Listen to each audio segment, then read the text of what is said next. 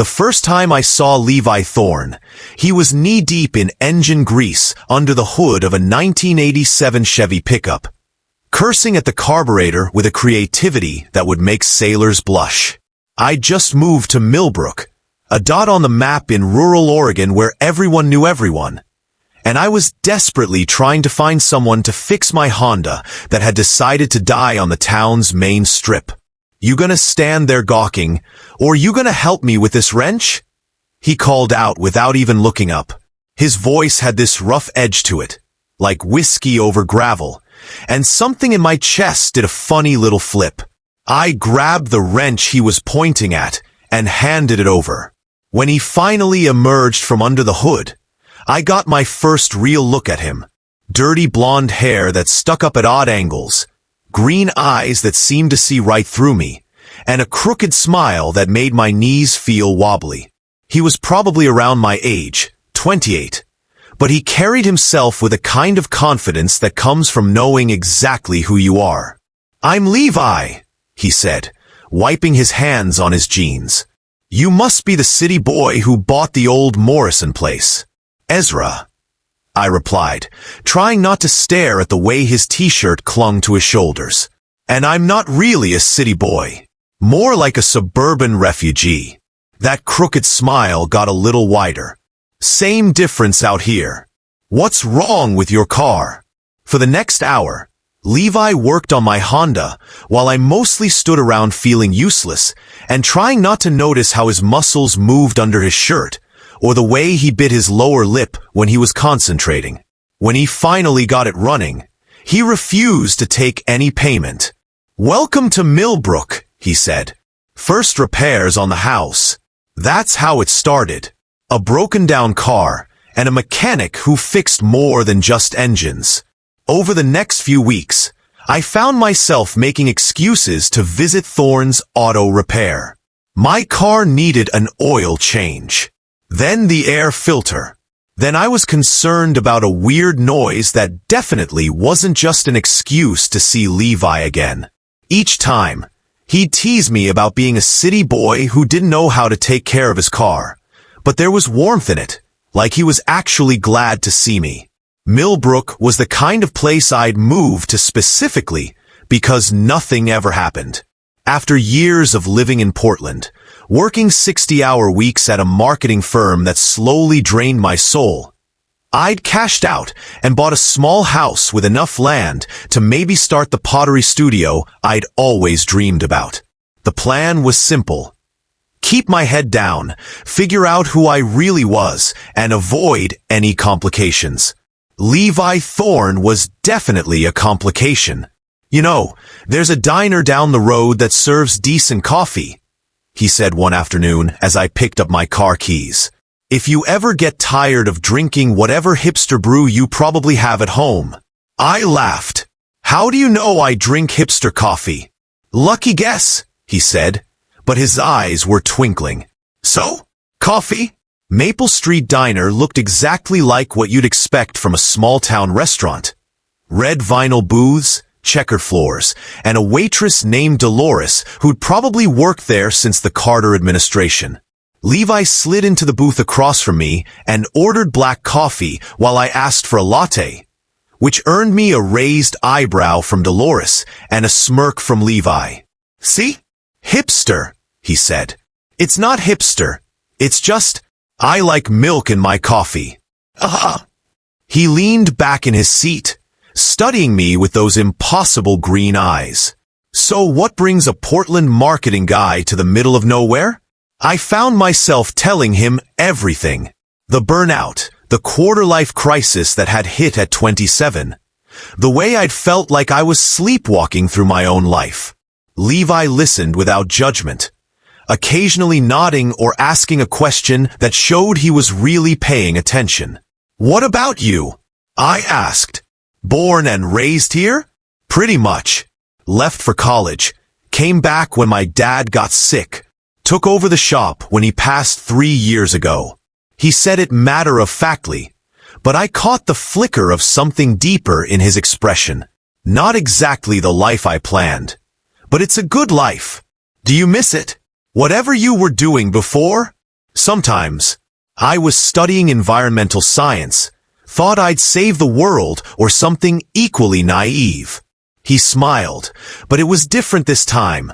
Softer, more vulnerable. Turns out saving Millbrook was enough. When we left the diner, the sun was setting behind the mountains, painting the sky in shades of pink and gold. Levi walked me to my car, but didn't say goodbye right away. Instead, he stood there with his hands shoved in his pockets, looking like he wanted to say something but couldn't quite find the words. "This was nice," I said finally. "Yeah, it was." He looked up at me, and for a moment, the air between us felt charged with possibility. Maybe we could do it again sometime. I'd like that. As I drove home, I caught myself smiling for no reason and had to admit what I'd been trying to ignore for weeks. I was developing feelings for Levi Thorne, and that scared the hell out of me. Spring in Oregon was beautiful in a way that made you understand why people wrote poetry about seasons changing. My pottery studio was finally taking shape in what used to be a barn, and I'd started selling pieces at the farmer's market on weekends. Levi would sometimes stop by my booth, always finding an excuse to touch whatever piece I was displaying, his fingers tracing the curves of a bowl or the handle of a mug. "You made this?" he asked one Saturday, holding up a ceramic vase glazed in deep blues and greens. "Last week. The glaze is supposed to look like water." "It does." He turned it over in his hands, and I tried not to think about how gentle he was being. How those same hands that could rebuild an engine were treating my pottery like it was precious. "You're really talented, Ezra." The way he said my name, soft and deliberate, made heat pool in my stomach. I'd been having thoughts about Levi that I probably shouldn't have been having, especially given that I wasn't even sure he was interested in men. Millbrook wasn't exactly the most progressive place on earth, and I'd learned to be careful about assumptions. "Thanks," I managed. "I'm still learning." "Well, I'd like to buy this one. If you're selling." "You don't have to." "I want to," he said firmly. "How much?" After he left with the vase, Mrs. Patterson from the flower stand next to mine leaned over with a knowing look. "That boy's been sweet on you since you rolled into town." "What?" I nearly dropped the mug I was arranging. "Levi Thorne. He's been finding excuses to come to the market every weekend since you started setting up here. Before you showed up, we were lucky to see him once a month." She winked. "And he's never bought pottery before." My heart did that funny flipping thing again. "You think?" "Honey, I've lived in this town for 60 years. I know the difference between friendly and interested." She patted my arm. "That boy is definitely interested." The turning point came on a rainy Thursday in May. I'd been fighting with my kiln all morning. The temperature controls were acting up, and I was about ready to throw something when my phone rang. "Ezra? It's Levi." I was wondering. My truck's making this weird noise, and I can't figure out what's wrong with it. I know it's asking a lot, but could you maybe take a look? I mean, I know you don't know much about cars, but sometimes a fresh pair of eyes. He sounded flustered, which was unusual for Levi. I'd never seen him be anything but completely confident when it came to mechanical problems. "Of course," I said. "I'll be right over." When I got to the shop, Levi was standing next to his truck with his arms crossed, looking genuinely puzzled. "It's the weirdest thing. Starts fine, runs fine, but there's this clicking noise that shouldn't be there." I listened to the engine for a few minutes, but honestly, I had no idea what I was supposed to be hearing. Levi? I hate to break it to you, but I really don't know anything about cars. I mean, I can barely change my own oil." He ran a hand through his hair, looking embarrassed. "Yeah, I know that." "Then why did you call me?" The question hung in the air between us. Levi's cheeks were turning red, and he was staring at his boots like they held the secrets of the universe. "Because I wanted to see you," he said quietly, "and I couldn't think of any other excuse." My heart stopped. Actually stopped. "Levi, look, I know this is probably weird, and if you don't," he was stumbling over his words, this confident man who always seemed to know exactly what to say. "I just thought maybe there was something here. Between us." I took a step closer. "There is." His head snapped up, green eyes wide with surprise and hope. "Really? Really?" I reached out and touched his hand, and the contact sent electricity shooting up my arm. "I've been wanting to tell you for weeks, but I wasn't sure." "You weren't sure I was gay?" "I wasn't sure you were interested in me." Levi laughed, a sound full of relief and disbelief. "Ezra, I've been interested in you since the day you handed me that wrench. I've been going crazy trying to figure out how to tell you." We stood there in his garage, the rain drumming on the roof, holding hands like teenagers. And then Levi stepped closer, close enough that I could smell his cologne mixed with motor oil and something that was just him. "Can I kiss you?" he asked, his voice barely above a whisper. I nodded, not trusting myself to speak. And then his lips were on mine, and everything else disappeared. The kiss was soft at first, tentative, like he was asking a question. When I kissed him back, threading my fingers through his hair, he made a small sound and pulled me closer. When we finally broke apart, we were both breathing hard. "So," Levi said, resting his forehead against mine, "want to get dinner? Somewhere that's not the diner?" "I'd love to. But first," I gestured toward his truck. "Is there actually something wrong with it? Or was this all an elaborate scheme?" That crooked smile was back, wider than I'd ever seen it. "What do you think?" "I think you're devious. Only when it comes to cute pottery makers." Our first real date was at a restaurant in the next town over. A little Italian place where the wine was cheap and the pasta was perfect. Levi had changed out of his work clothes into dark jeans and a button-down shirt that made his eyes look even greener. And I'd spent probably too long deciding what to wear before settling on khakis and a sweater that Levi later told me brought out the gold flecks in my brown eyes. "So tell me something I don't know about you," Levi said over chicken parmesan. "Like what?" "Anything. Embarrassing childhood stories, secret talents, why you really moved to Oregon." I twirled pasta around my fork, thinking, I have a scar on my knee from when I fell off my bike, trying to impress a girl in 4th grade. I can juggle, but only with tennis balls. And I moved to Oregon because I read about this place in a travel magazine and thought it looked peaceful. That's it? A travel magazine? That's it. I literally closed my eyes and pointed at a map. I took a sip of wine, feeling brave. "What about you? What don't I know about Levi Thorne?" "I'm terrified of spiders. I mean, completely irrational fear. Last month, I called my neighbor to kill one in my bathroom. He grinned at my expression. I can rebuild a transmission, but show me an 8-legged creature and I turn into a little girl. That's actually really cute." "Cute?" He raised an eyebrow. "My crippling arachnophobia is cute? The fact that you're willing to admit it is cute."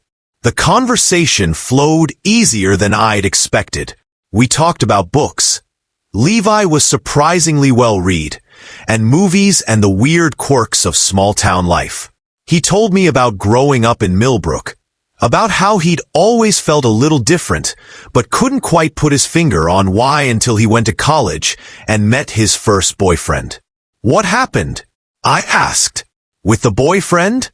"Nothing dramatic. We just wanted different things. He wanted the city. I wanted to come home. We're still friends, actually." He's a lawyer in Seattle now, married to a nice guy who probably irons his underwear. Do you regret it? Coming back? Levi was quiet for a moment, considering. I used to. But lately, he looked at me across the table, and something in his expression made my breath catch.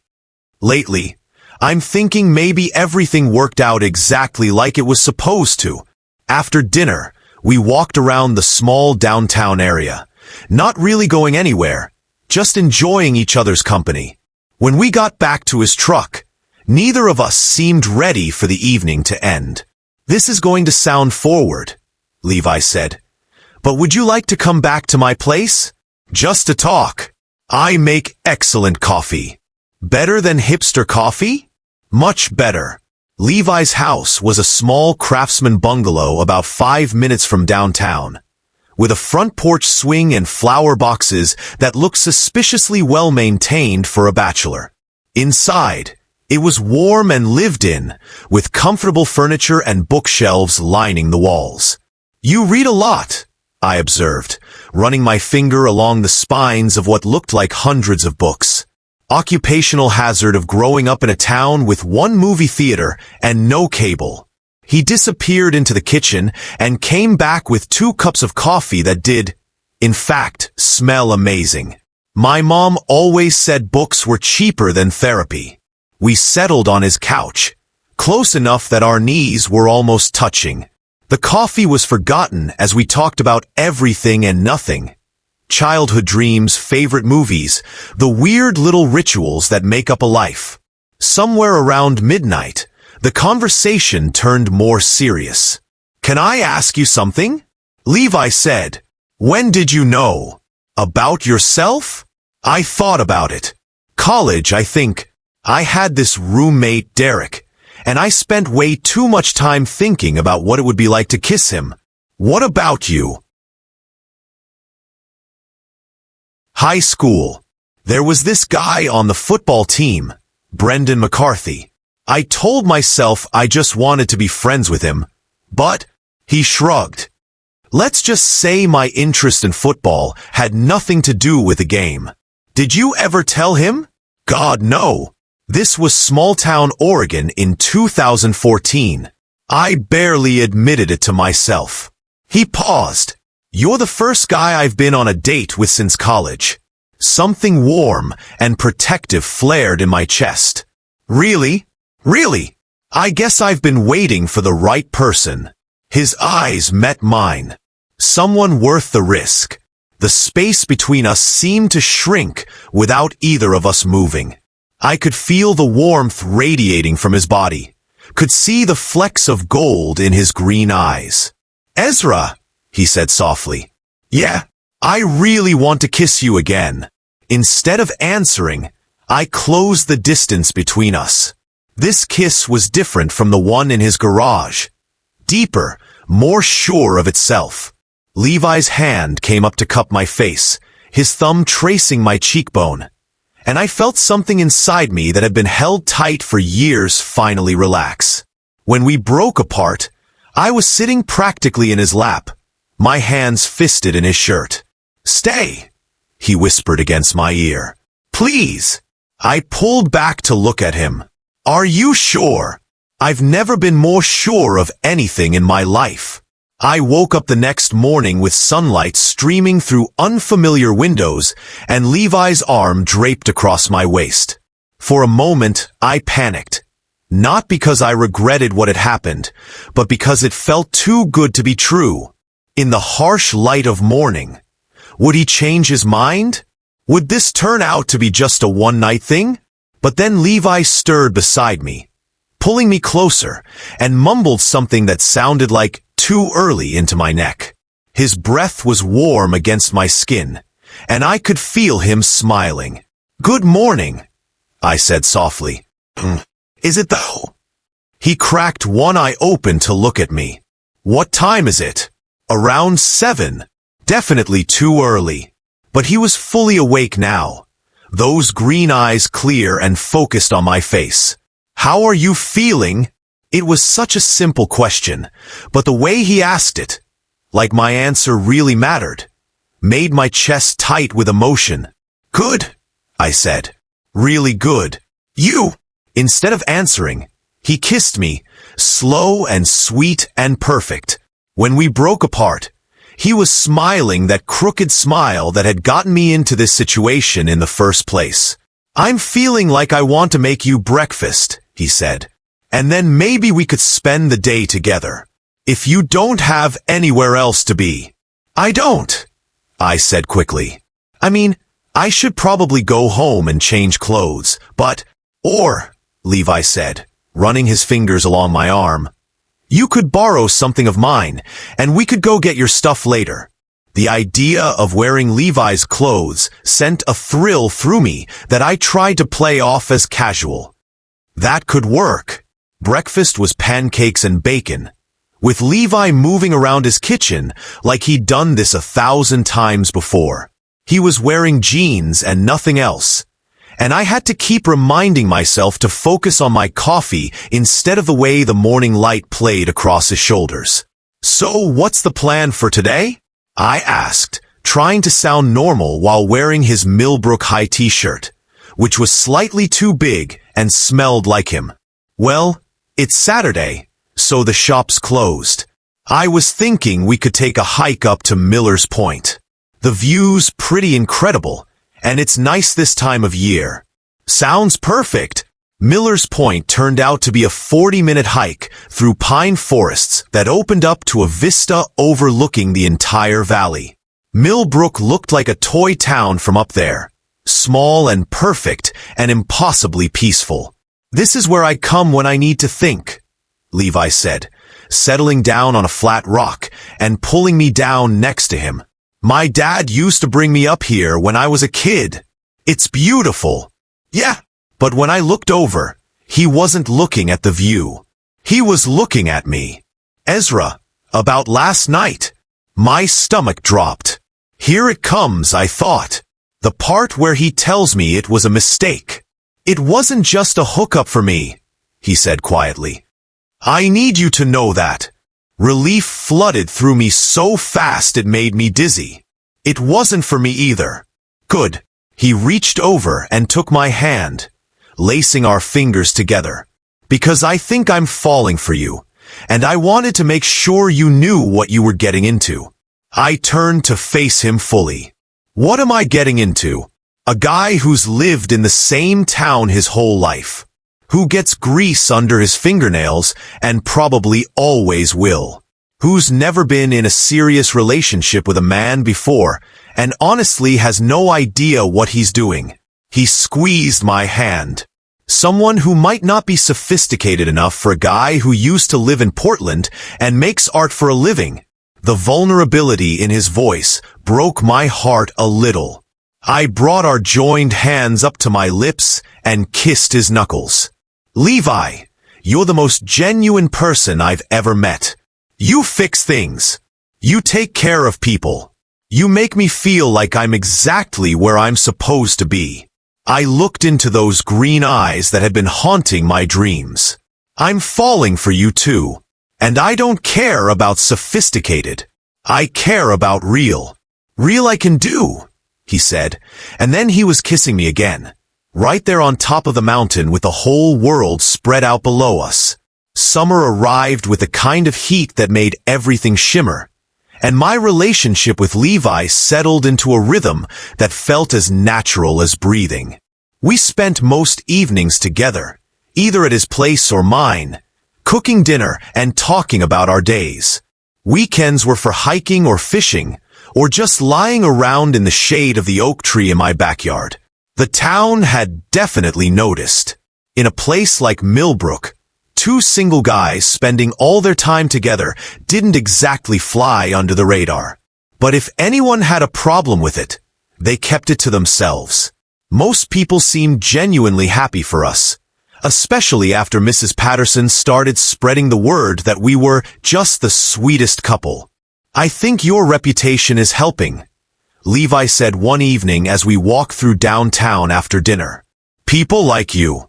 You're the artist who brought some culture to Millbrook." "Is that what I am?" "Among other things." He bumped my shoulder with his. You're also the guy who's been making me ridiculously happy for the past 3 months. Only 3 months? Feels longer. In a good way?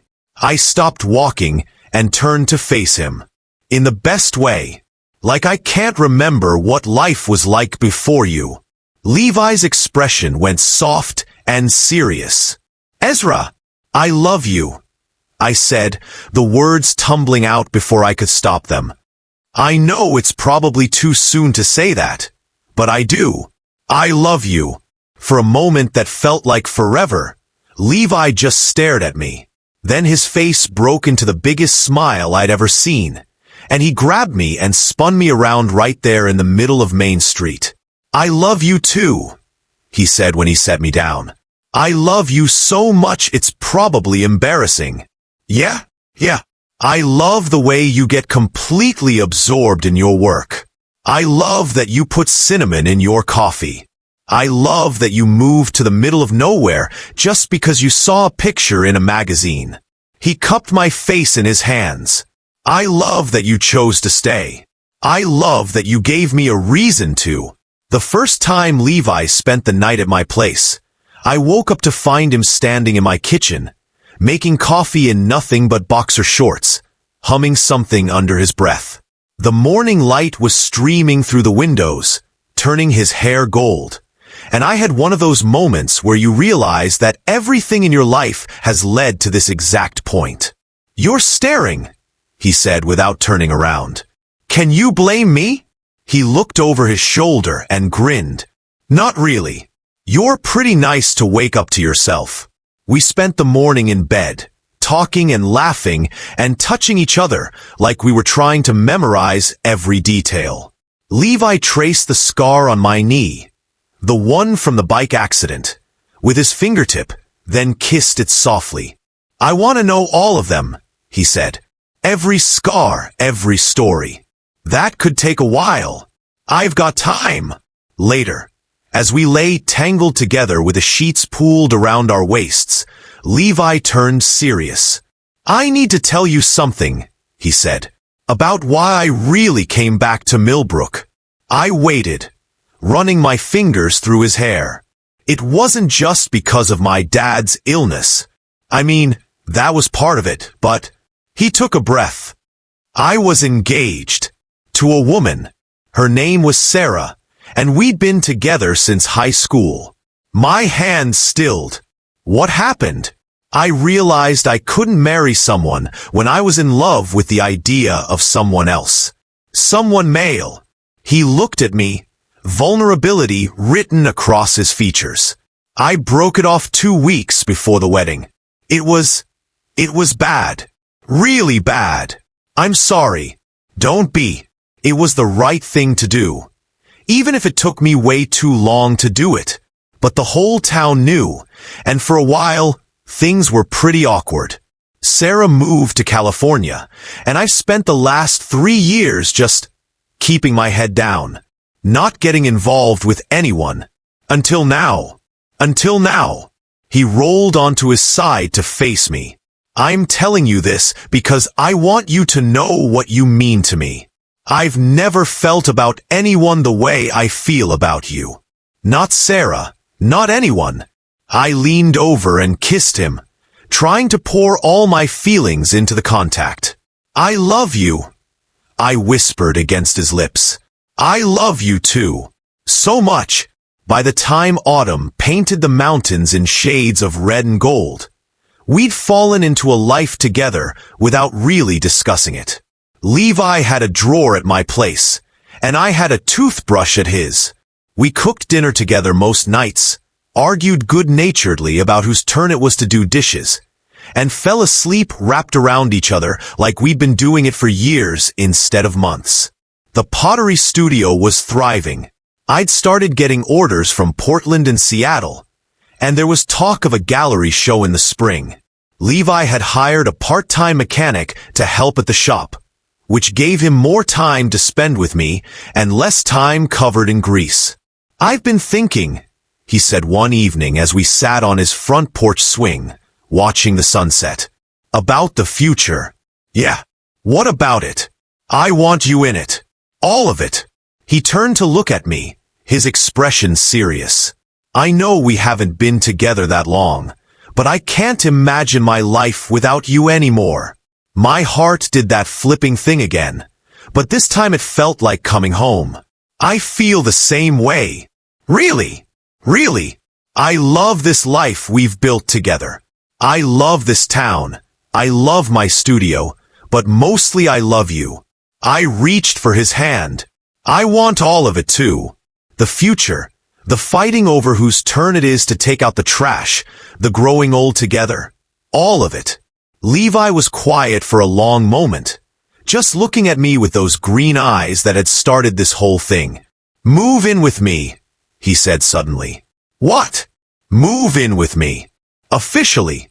Your lease is up at the end of the month anyway, and we practically live together already. He was talking fast now, like he was afraid I'd say no if he slowed down. I know my place is smaller, but we could make it work. Or we could find somewhere new, somewhere that's ours. I kissed him to shut him up, putting everything I had into it. Yes, I said when we broke apart. Yes, yes, I'll move in with you. Yes to all of it. The smile that spread across his face was brighter than the sunset behind him. Really, really, I love you, Levi Thorne. And I can't think of anywhere I'd rather be than wherever you are. He pulled me closer, and I settled against his side as the last light faded from the sky. In the distance, I could hear the sounds of Millbrook settling in for the night. Dogs barking, screen doors closing, the hum of everyday life in a place where everyone looked out for each other. Hey, Ezra. Mom, thank you. For what? For choosing to stay. For choosing me. I tilted my head up to look at him. Best decision I ever made. Moving in together was easier than either of us had expected, mostly because we'd already been living together in everything but name. My pottery will fit perfectly in Levi's garage, and my books filled the gaps on his shelves like they'd always belonged there. The first morning I woke up in what was now officially our bed. Levi was already up, making coffee in our kitchen, humming that same tune I'd heard him humming months ago. Good morning, roommate, I said, wrapping my arms around his waist from behind. Roommate. He leaned back against me. Is that what we're calling it? What would you prefer? Boyfriend sounds a little juvenile for two grown men. How about partner? He turned in my arms. I like the sound of that. Partner. I repeated, testing it out. Yeah, I like that too. We'd been living together for exactly 2 weeks when Levi came home from the shop, looking like he'd seen a ghost. What's wrong?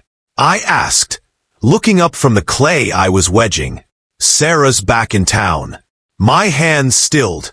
Oh, she wants to talk. To both of us, actually. He sat down heavily on the couch. I guess she heard about us and wants to, I don't know, clear the air? How do you feel about that? Terrified, he admitted. But maybe it's time. I never really got to explain, and she deserves that much. We met Sarah at the diner the next day. She was petite and blonde, and exactly the kind of woman you'd expect someone like Levi to have been engaged to. But when she looked at us sitting across from her, her expression wasn't angry or hurt. It was relieved. I'm glad you're happy, she said to Levi after we'd exchanged awkward pleasantries. Really glad. Sarah. No, let me finish. She looked down at her coffee cup. I knew, Levi. Maybe not consciously, but some part of me always knew you weren't. That you weren't really there. Not all of you. Levi's hand found mine under the table. I'm sorry. I should have figured it out sooner. Should have been honest with you. We were kids, Sarah said gently. We did what we thought we were supposed to do. But I'm 30 years old now, and I'm married to someone who looks at me the way you look at Ezra. The way you should look at the person you love. Stood up, smoothing down her skirt. I just wanted you both to know that there are no hard feelings. This town is too small for grudges, and life's too short for regrets. After she left, Levi and I sat in silence for a few minutes. How are you feeling? I asked. Like I can finally breathe, he said. Like the last piece of my old life just fell into place, so my new one could really begin. Your new life. He lifted our joined hands and kissed my knuckles. Our new life.